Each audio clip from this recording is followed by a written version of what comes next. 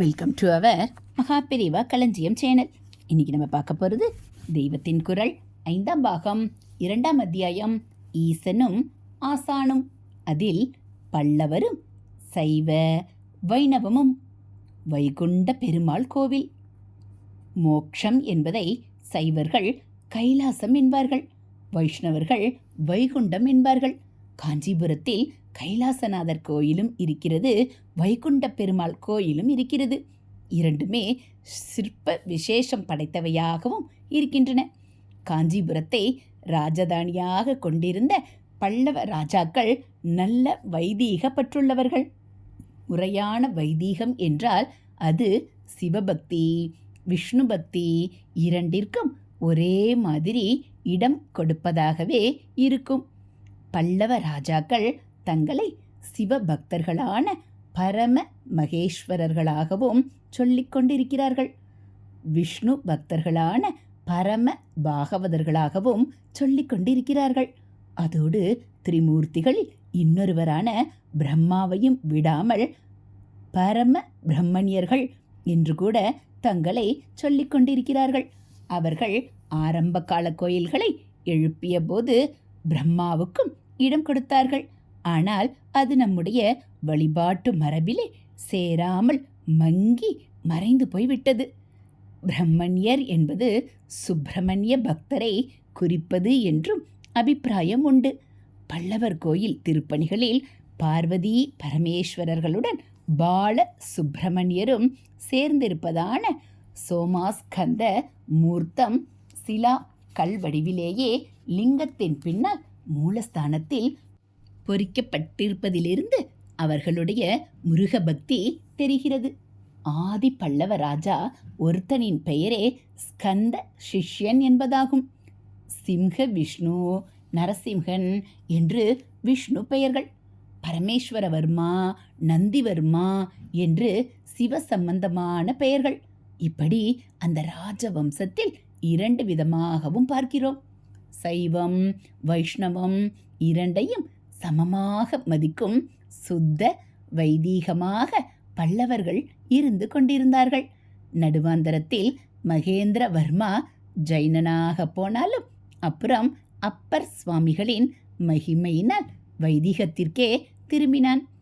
சைவ வைஷ்ணவ சமரசம் கொண்டவர்களானாலும் இஷ்டமூர்த்தி என்று வரும்போது பல்லவ ராஜாக்களில் சிலருக்கு அது சிவனாகவும் சிலருக்கு விஷ்ணுவாகவும் இருந்திருக்கிறது. 63 நாயன்மார்களில் கோச்செங்கச்சோழன், புகழ்ச்சோழன் என்ற சோழ ராஜாக்களும், நெடுமாறன் என்ற பாண்டிய ராஜாவும், சேரமான் பெருமாள் என்ற சேர ராஜாவும் இடம் கொண்டிருப்பது தெரிந்திருக்கலாம். நெடுமாறனின் பத்தினியான பாண்டிய ராணி மங்கையர்க்கரசியும் ஒரு நாயனார்.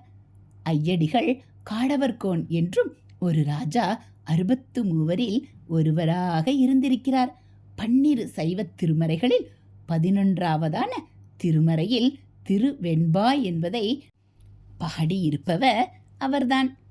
கோயில் கோயிலாக போய் வெண்பா பாடிக்கொண்டிருந்த அந்த சைவ ராஜாவை பல்லவ வம்சத்தைச் சேர்ந்தவர் என்றே சேக்கிலார் பெரிய புராணத்தில் சொல்லி இருக்கிறார். அதாவது சேர சோழ பாண்டிய ராஜாக்களில் நாயன்மார் இருந்தது போலவே பல்லவ ராஜாக்களிலும் ஒரு நாயனார் இருந்திருக்கிறார். ராஜசிம்ஹன் என்ற 2வது நரசிம்ஹன் பெரிய சிவபக்தனாக இருந்தான். சைவாகமங்களில் அவன் நல்ல அபியாசம் பெற்றவன். சிவபாதசேகரன் என்று ராஜராஜ சோழனுக்கு பட்டம் இருந்ததென்றால் அவனுக்கு 300 வருஷம் முந்தியே ராஜசிம்ஹ பல்லவனுக்கு சிவ சூடாமணி என்ற பட்டம் இருந்திருக்கிறது. இவன்தான் முதலாக பாறை கற்களை கட்டிடமாக அடுக்கி கோவில் கட்டினவன். அவனுக்கு முன்காலத்தில் மலைகளையும் குன்றுகளையும் பெரிய ராட்சச பாறைகளையும் அப்படியே போட்டு குடைந்துதான் ஆதி பல்லவர்கள் கோவில் எழுப்பினார்களே ஒழிய கல்லின் மேல் கல் அடுக்கி கட்டிடமாக கட்டவில்லை.